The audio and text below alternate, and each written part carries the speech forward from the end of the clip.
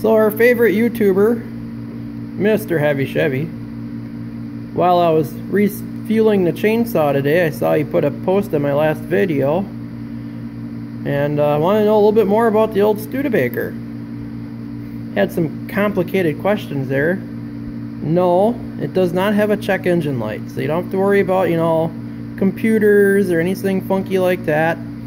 I believe there's only like 10 wires in the whole car, so even I can figure this out. It does have a 3-speed transmission. As far as I know, it's a Studebaker transmission. Put a little light in the subject here so people can see.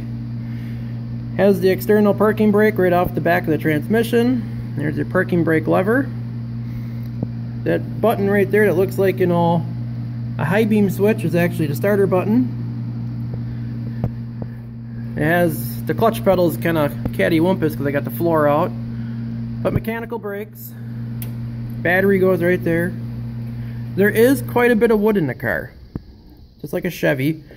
The subframe's wood. There's wood in the firewall. Whole bunch of wood in the back of the car. The seat's all wood. All that flooring. This is wood. Some of it's original, like this one here. You can see the how they mitered everything together. That's original. This window frame probably was replaced. It looks pretty good. That one over there looks like something I would do. That's just 2x4s and glue. That window frame looks original. So some of the wood was replaced, not all of it. This little door here would be where you put your golf clubs. So multi-millionaires like Mr. Mrhevyshevy can put his golf clubs in there because we all know he plays golf. No, we know you don't. At least I hope you don't. It's got wood spoked wheels, which we are trying in vain to put metal wire wheels on, which means you got to change the hubs out so you can bolt on wheels. Not exactly the easiest thing in the world to find. We're still looking.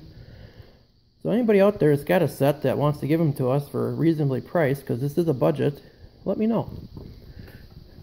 It is a 5-window coupe. I think I already said that. It would have had a vinyl top to the back here, which on this particular car, we have yet to find a picture. So we don't know what that's supposed to look like. We have an idea, but no idea. So that might be pretty rare. Might be a one-off. Might be $1 million car right here. I doubt it. In the back, more wood. I think the whole trunk floor is wood. It's held on by carriage bolts. I already put them in. I believe there's 6 of them that hold the body on.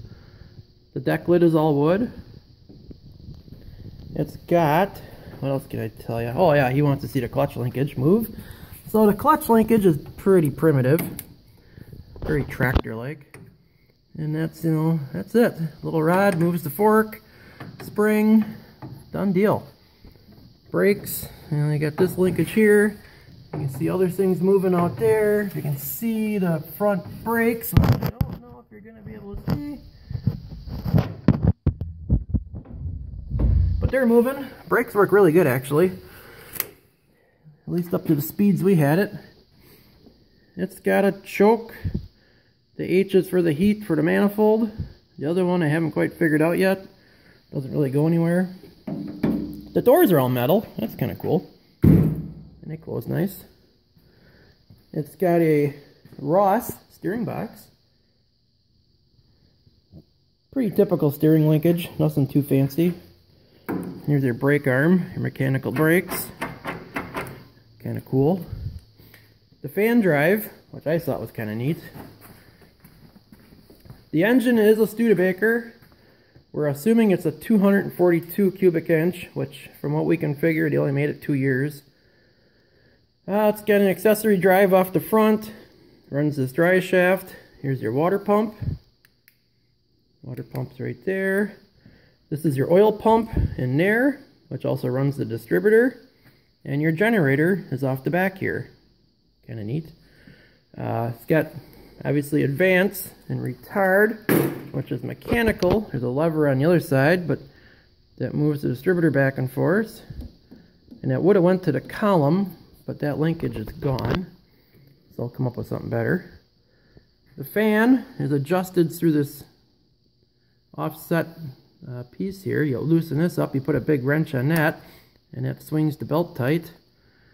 Not exactly sure. Hopefully we never have to take this all apart, but looks like you do to take the belt off. Standard radiator, nothing too fancy there. Coil mounted in the dash or firewall. Let's see, temperature. Yeah, there's no electric probes anywhere in here. So yeah, no check engine light. We'll take a quick look underneath once I figure out where I put my creeper.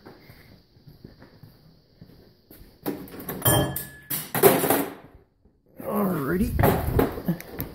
We already took off the running board mounts because, you know, race cars don't have that. Here's your parking brake. It is an open dry shaft car, which I thought was really neat.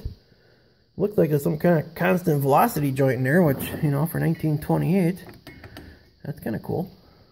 Your parking brake horseshoe right there. And brake linkage. It's got a big old dump truck rear end in it, like all the old cars did back then. I'm sure the parts for that are obsolete. It's got springs in the back. Some really cool spring hangers. There's your transmission. Definitely bigger than a Model A. Big ass oil pan.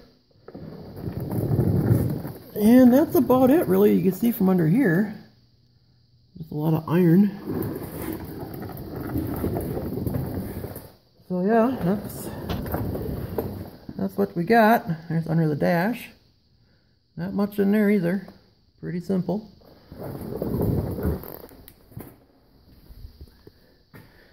It is a hand crank in the front. It's got some funky, you know, drive system on that for making it easy to hand crank over. I'm not going to try it. And, well, I only had a little bit of time today, but I figured out the throttle linkage. There's a bell crank down there. There's a rod that comes from the gas pedal to that bell crank, and it ran the original carburetor was an updraft, which sat down there. So I reworked all that linkage. Now it works up these guys.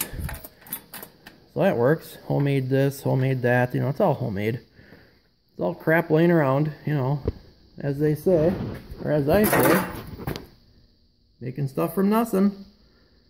So there you go, Mr. Mrhevyshevy. Here's your video on the Studebaker. Hope that answers all your questions, and we'll talk to you guys later.